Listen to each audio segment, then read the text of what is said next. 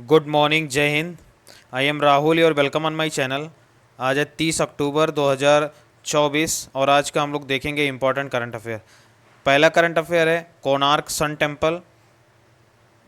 इसलिए न्यूज़ में है क्योंकि मन की बात में प्रधानमंत्री जी ने इसके बारे में बात किए हैं। ठीक है, तो ये इम्पोर्टेंट बन जाता है। बेसिकली ये लोकेटेड है coastal line of Orissa in Puri district. ठीक है, पुरी जो ज़िला है वो तट पर है उड़ीसा में, तो वहीं पर ये लोकेटेड है।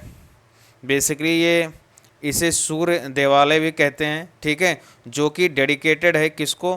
हिंदू गॉड सूर्य को। ठीक है, इसको जो है नरसिंह फर्स्ट ने बनवाया था।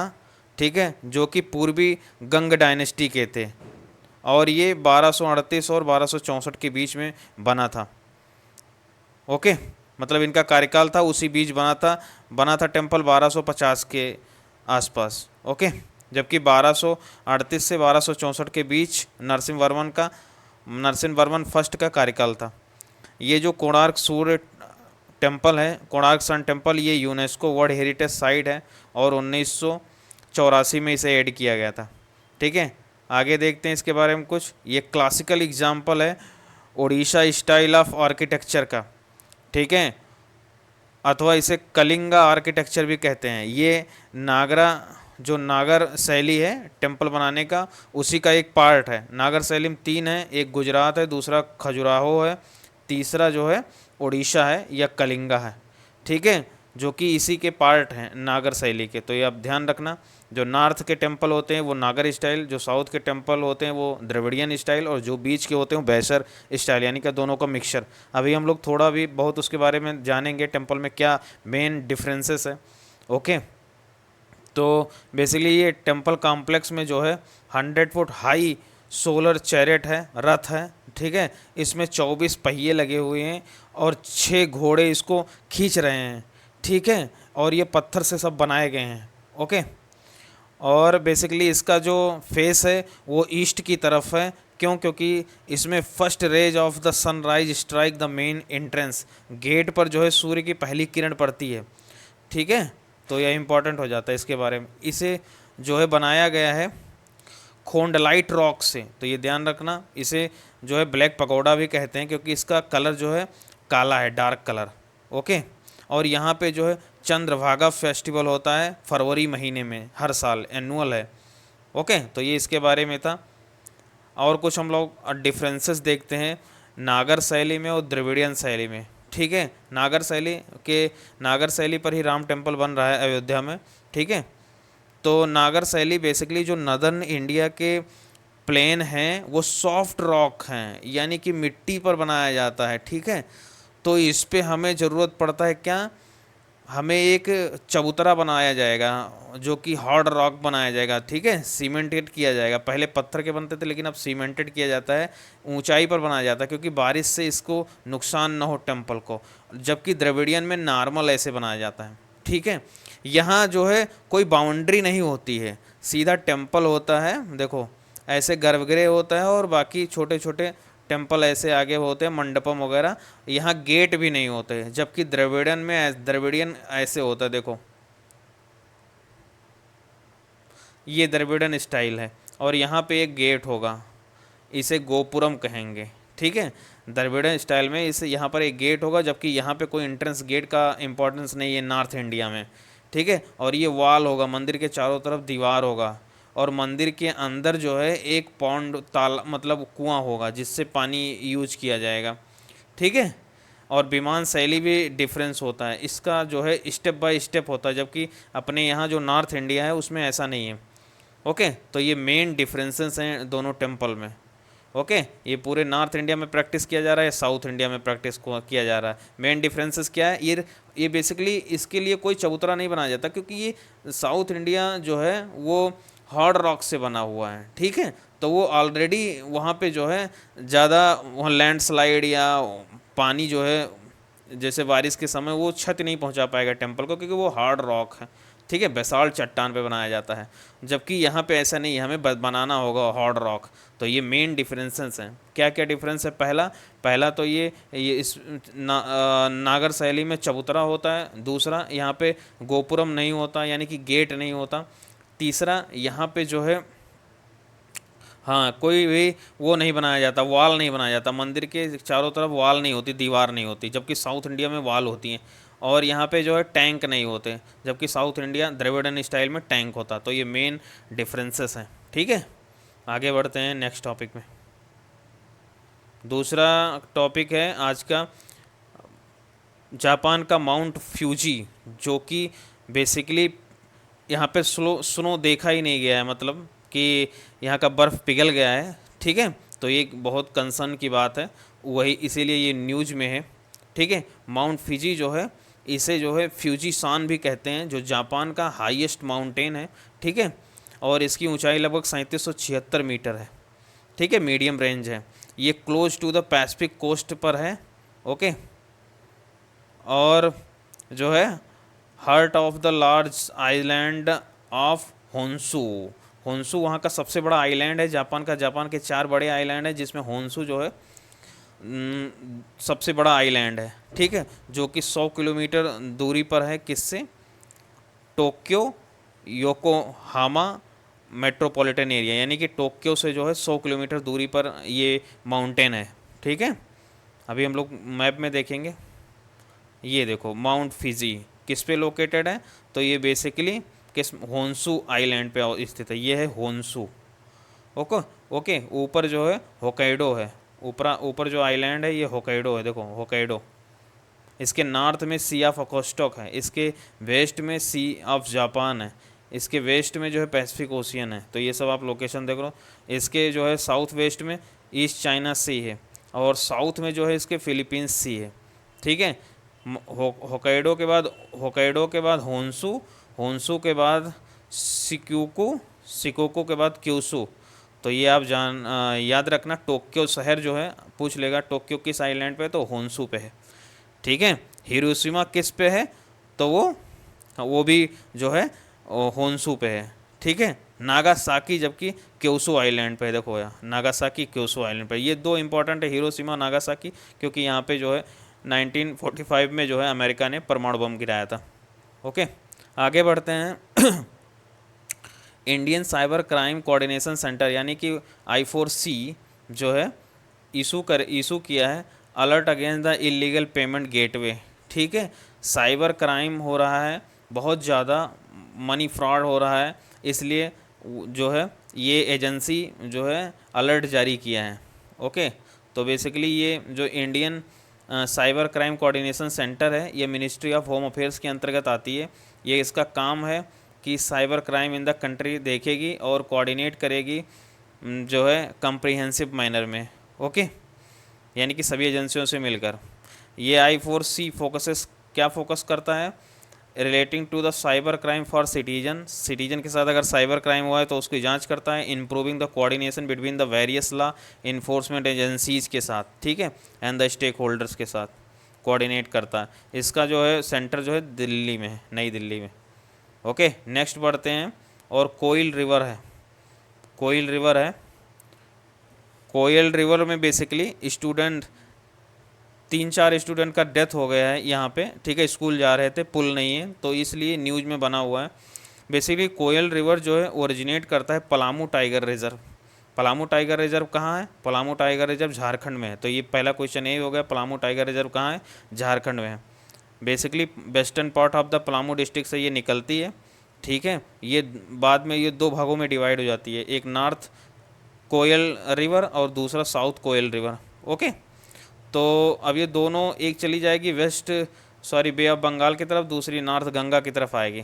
तो पहला देखो, ठीक है, पहला जो है ऊपर जो नॉर्थ है वो इसका रिवर जो है टेप्ड होता है नियर द कटकू के पास, इरीगेशन रीजन के कारण पानी इसका डाइवर्ट किया जाता है। लेकिन फाइनली ये ज्वाइन करता है with the Son river. Son river किसकी सहायक है? गंगा की। तो ये ध्यान रखना, कोयल जो है सोन को ज्वाइन करती है, सोन किसको ज्वाइन करता है? गंगा को। ठीक है, अब देखो जो साउथ में जो डिवाइड हुआ था, जो साउथ का पार्ट जो फ्लो करेगा इंडियन स्टेट ऑफ उड़ीसा की तरफ, ठीक है। राउरकेला में जो है राउरकेला के पहले ये जो है ब्राह्मणी नदी में मिल जाएगा, और ब्राह्मणी कहाँ मिलती है, बे ऑफ बंगाल में डायरेक्ट। ओके, बेसिकली इस पे हाइड्रो पावर प्रोजेक्ट बनाया गया है जिसका नाम है द नॉर्थ कोयल डैम, इसे मंडल डैम भी कहते हैं, ठीक है। बेसिकली ये नॉर्थ कोयल रिवर पर बनाया गया है, झारखंड में है, ठीक है। इसका काम क्या है, to generate the hydro electric power and the supply irrigation water, ठीक है। तो ये बहुत इम्पोर्टेंट था। आगे बढ़ते हैं। एक स्कीम है प्रधानमंत्री वन बंधु कल्याण योजना, ठीक है। ये लैंडमार्क इनिशिएटिव है, इसे लॉन्च किया गया था 28 अक्टूबर 2014 को। बेसिकली इसका काम एम है empower the tribal communities in India, okay. And ये जो है रिकग्नाइज करेगा दियर हिस्टोरिकल निगलेक्ट, जो इनके साथ जो इतिहास में भेदभाव हुआ है उसको भी ये टैकल करेगा, ठीक है, उसको रिकग्नाइज करेगा। ये initiative not only provide for the financial assistance, ये केवल वित्तीय सहायता नहीं देगा बल्कि establish A framework for the sustainable development, और ये संपोषणीय एक उचित विकास करेगा, ठीक है, ये स्कीम। तो ध्यान रखना ये स्कीम को। आगे देखते हैं ट्राइबल इन इंडिया के बारे में, तो इन्हें एसटी भी कहते हैं, शेड्यूल ट्राइब, ठीक है। इनकी जनसंख्या भारत में लगभग 8.6%, ठीक है, लगभग 10 करोड़ के आसपास इनकी पॉपुलेशन है, और 730 प्रकार की ट्राइब भारत में पाई जाती हैं आर्टिकल 342 के अंतर्गत। तो ये क्वेश्चन यहीं से बनेगा कि किस आर्टिकल के तहत है, तो आर्टिकल 342 के तहत, ओके, भारतीय संविधान में। और बेसिकली 75 आइडेंटिफाइड हैं, उसमें से पीवीटीजीज, ठीक है, जो कि 18 स्टेट और यूटीज में पाया जाता है, अंडमान निकोबार आइलैंड में पाए जाते हैं, ठीक है। 75 इनके लिए विशेष प्रावधान किया गया है पीवीटीजीज के लिए, ठीक है। आगे देखते हैं कुछ इंपॉर्टेंट ट्राइब को हम लोग देखेंगे, सभी को नहीं देखेंगे लेकिन कुछ को देखेंगे, ठीक है, जो इंपॉर्टेंट है। जैसे कि जम्मू कश्मीर में गद्दी बकरवाल 2 हैं, और हिमाचल प्रदेश में गद्दी और गुज्जर किन्नौर हैं, ठीक है। आगे चलते हैं हम लोग सिक्किम में देखते हैं भोटिया हैं, खास हैं, लेपच हैं, लिम्बू हैं, और द तमांग हैं, ठीक है। अरुणाचल प्रदेश में चलते हैं अपातानी है, मिसमी है, डामा है, मीरी है, आका है, और सिम्फो हैं, एंड द कामती हैं, ओके, सॉरी, हाँ। और नागालैंड में बेसिकली अंगामी हैं, कोनियाक हैं, और लोट हैं। और मणिपुर में बेसिकली कुकी हैं, लेप्चा हैं, मोंग हैं, नागा हैं, मैती हैं, ठीक है। और ये मेघालय में गारो, खासी, जयंतिया और हामा। और मिजोरम में मिजो एंड द लाखेर, ठीक है। आगे देखते हैं झारखंड के ट्राइब इंपॉर्टेंट बन जाते हैं। यहाँ बेसिकली असुर, भूमिज, भिरहोर, लोधा, लेप्चा, मेघा एंड द मनाली, ये सब जो ट्राइब पाए जाते हैं झारखंड में, सॉरी ये वेस्ट बंगाल में पाए जाते हैं। झारखंड में जो है संथाल, पहाड़िया, मुंडा, हो, भिरहोर, ओरान एंड द खरिया। उड़ीसा में जो है जुआंग, सौरा, करिया एंड खोंड, ठीक है। तो ये सब जो है ट्राइब। अब यहाँ पे देखते हैं अंडमान निकोबार में, ग्रेट निकोबार में बेसिकली ग्रेट अंडमानीज हैं, निकोबारीज हैं, ओंग हैं, जारवा हैं, शोम्पेन हैं, सेंटलीज हैं, ठीक है। एक तमिलनाडु में देखते हैं अदियान हैं, अरादान हैं, इरावलन हैं, एंड इरूलर हैं, टोडा हैं, कोटा हैं, कुरुम्बा हैं, बदागा हैं, ठीक है। तो ये सब जो है ट्राइब यहाँ की हैं। कर्नाटका में देखते हैं अदियन हैं, बरदा हैं, गोंड हैं, भील हैं, एंड द इरुलिगा हैं, कोरगा है, एंड द पटेलिया हैं, एंड द यारवा हैं, ठीक है। तो ये सब इम्पोर्टेंट ट्राइबल ग्रुप हैं। राजस्थान में भी देख लेते हैं Bhil, Meena and the Kathoria and the Garasia, ठीक है। इतना ट्राइब यहाँ है, तो ये इम्पोर्टेंट ट्राइब रहे। आगे बढ़ते हैं। नेक्स्ट है डाइसलेक्सिया, बेसिकली ये लर्निंग डिसऑर्डर है, ठीक है। ये इन्वॉल्व है डिफ़िकल्टी रीडिंग, जो है पढ़ने में दिक्कत आती है ये इस डिसऑर्डर के कारण, इस रोग के कारण, ठीक है। ये प्रॉब्लम करता है स्पीच साउंड में और लर्निंग में, सीखने में और बोलने में जो है ये समस्या करती है, तो ध्यान रखना डाइसलेक्सिया। नेक्स्ट पढ़ते हैं राइट टू प्राइवेसी। ये आप काफ़ी इंपॉर्टेंट था, बहुत क्वेश्चन एग्जाम में आता है कि किस आर्टिकल के तहत है, कौन सा केस है, पुट्टू स्वामी, ऐसे करके कई क्वेश्चन पूछे जाते हैं। ठीक है, तो right to privacy basically justice K S Puttaswamy का अभी डेथ हुआ है कल। ठीक है, तो इसलिए ये न्यूज में है। ठीक है, ये 98 साल पे इन पर डेथ हुआ है। हम देखते हैं right to privacy in India. तो बेसिकली सुप्रीम कोर्ट ने जो है जजमेंट दिया था K S. Puttaswamy versus union of India case in 2017 में।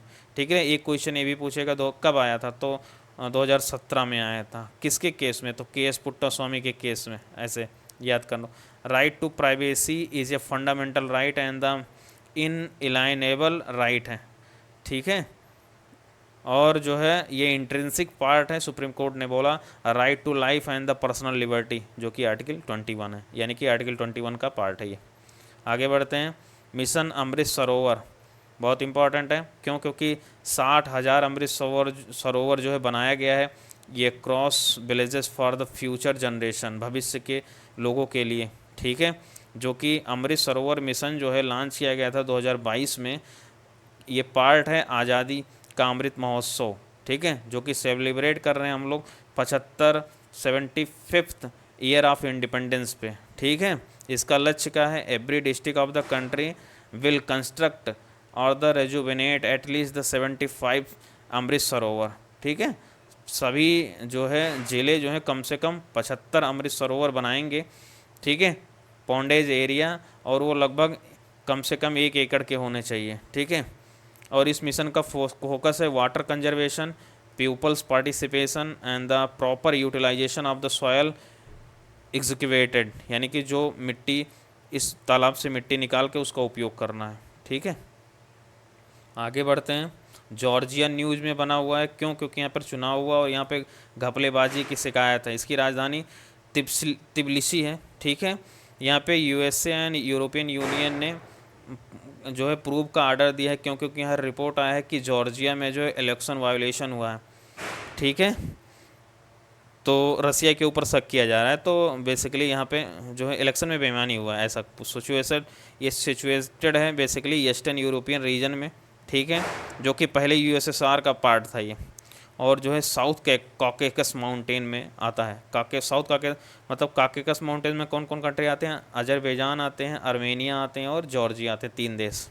ठीक है, इसका बॉर्डर जो है रसिया से लगता है, अजरबैजान से लगता है, आर्मेनिया से लगता है, तुर्की से लगता है। ठीक है, इसके साथ ही वेस्ट में इसे ब्लैक सी से भी लगती है, अभी मैप में हम लोग देखेंगे। ये है जॉर्जिया, देखो इसके नॉर्थ में रसिया से पार्ट लगता है, और साउथ ईस्ट में जो है अजरबैजान से, साउथ में आर्मेनिया से, साउथ में तुर्की से, और वेस्ट में ब्लैक सी से बॉर्डर लगता है। ठीक है, अब ब्लैक सी के कौन कौन बॉर्डर लगता है आप कमेंट में ज़रूर बताएं। ठीक है, आगे देखते हैं current affairs. Run for unity जो है फ्लैग ऑफ किए हैं न्यू दिल्ली में, किसने किया है, अमित शाह। ठीक है, बेसिकली ये मैराथन होता है, और ये जो है सरदार पटेल की जन्म जयंती पर ही मनाया जाता है, रन फॉर यूनिटी। ओके, तो दिल्ली में जो फ्लैग ऑफ किया गया है वो अमित शाह के द्वारा की गई, होम मिनिस्टर ऑफ इंडिया। और एक बैलोन डी और 2024 men's player of the year award किसे मिला है, तो रोड्री को मिला है, ये ध्यान रखना, उन्होंने जीता है। नेक्स्ट है name of the 2 indigenous petrol vessel launch by the Indian Coast Guard, तो वो है Adamya and the Akshar. Okay, next बढ़ते हैं। In which state countries first writers village बना है। ठीक है, तो वो उत्तराखंड का विलेज बना है, राइटर्स विलेज। आगे बढ़ते हैं। Who was the recently appointed as the chairman of the airport authority of India, तो उसके चेयरमैन बने हैं विपिन कुमार। नेक्स्ट है इंडिया का क्या रैंक है, वर्ल्ड जस्टिस प्रोजेक्ट का जो आया है rule of the law index. ठीक है, ये जारी किया है इसको, रूल ऑफ लॉ इंडेक्स को। भारत का रैंक है 79th। ठीक है, डेनमार्क का फर्स्ट है, तो ये ध्यान रखना। नेपाल का 69 है, भारत से अच्छा है। ठीक है, रूल ऑफ लॉ। आगे बढ़ते हैं। 16 नंबर पे appoint of the committee of the cabinet, ठीक है। तो बेसिकली इस समय 8 कैबिनेट कमेटी हैं। तो बेसिकली इसको अपॉइंटमेंट कमेटी को चेयर करते हैं प्राइम मिनिस्टर, ठीक है। और बेसिकली दीपक अग्रवाल को जो है एमडी बनाया गया है, मैनेजिंग डायरेक्टर किसका, national agriculture cooperative marketing federation of India LTD यानी कि नफेड का। तो ध्यान रखना नफेड का एमडी किसे बनाया गया, दीपक अग्रवाल को। नेक्स्ट मूव करते हैं। सऊदी अरबिया जो है कमेंस्ड है कंस्ट्रक्शन, मुक्ताब नाम का वो बिल्डिंग बना रहा है, becomes the largest building globally, दुनिया का सबसे बड़ा जो है बिल्डिंग बना रहा है सऊदी अरब। तो ये आप ध्यान रखना, ठीक है। और ये रियाद में, इसकी कैपिटल रियाद में लोकेटेड है, जो कि $50 बिलियन इन्वेस्टमेंट करेगा, ठीक है। तो ये ध्यान रखना। नेक्स्ट है 18वां number, 8th Uttarakhand bird festival जो है 18 से 20 अक्टूबर तक मनाया गया। कहाँ पे, बिनोग वाइल्ड लाइफ सेंचुरी, जो कहाँ पे, मसूरी में है। तो इस तरह आज का करंट अफेयर्स कंप्लीट करते हैं। नेक्स्ट मिलते हैं 31 को। Okay then, thank you very much. Diwali, happy Diwali. आप सभी को बहुत बहुत शुभकामनाएं, अपने जीवन में आगे बढ़ें। Okay then, thank you very much.